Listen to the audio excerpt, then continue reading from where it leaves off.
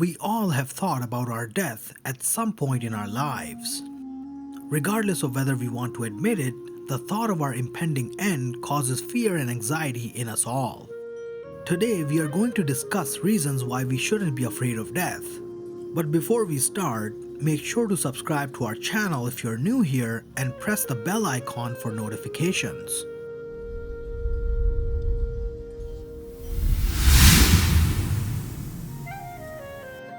Alright, the reason we shouldn't be afraid of death is because of the law of conservation of energy. The first law of thermodynamics, or the law of conservation of energy, states that in an isolated system, energy can neither be created nor destroyed. It can only be converted from one form of energy to another. This means that a system always has the same amount of energy unless it is added from an external source. Now this is all great, but how does that relate to us? Well, we are all made up of elementary particles and atoms that give us mass.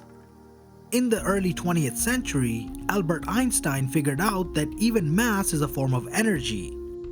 This is called mass-energy equivalence. So the amount of mass directly relates to the amount of energy as determined by the most famous formula in physics, E equals mc squared. Where E is the amount of energy in an object or system, m is the mass of the object or system, and c is the speed of light, roughly 3.0 times 10 to the 8 meters per second.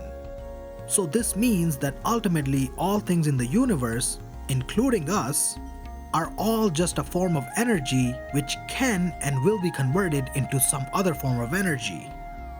This conversion of energy is inevitable due to the second law of thermodynamics.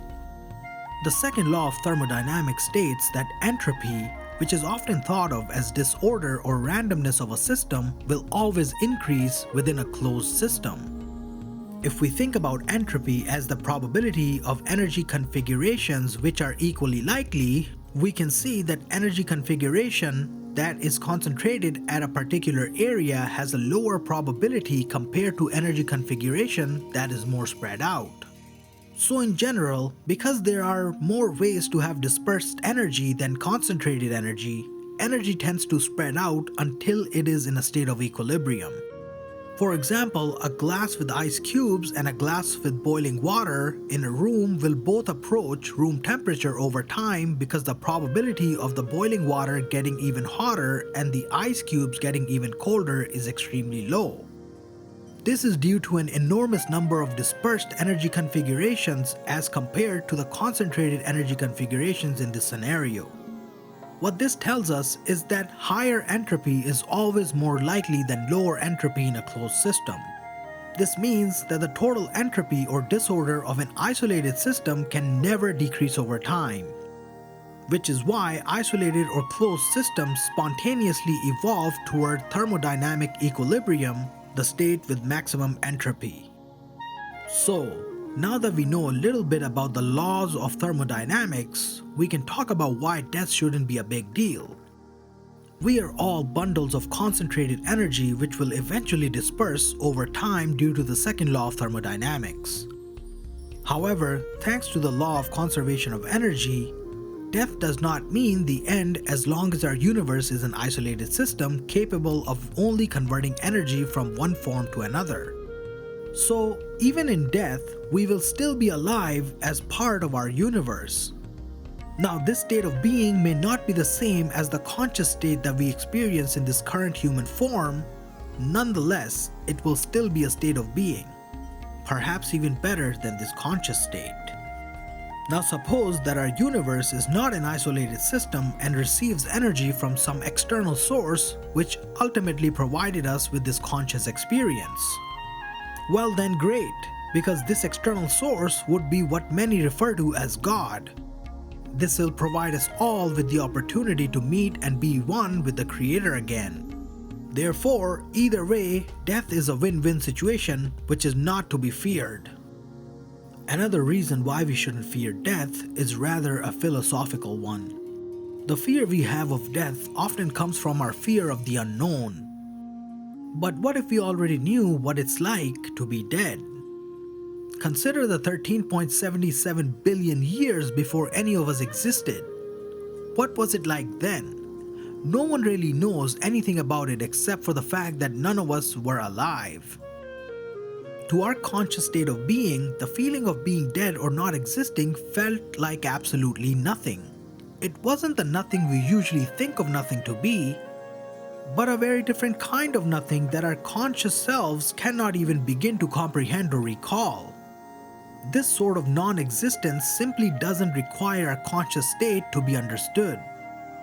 It is completely independent of the limitations of conscious thought and extends far beyond the conscious reality.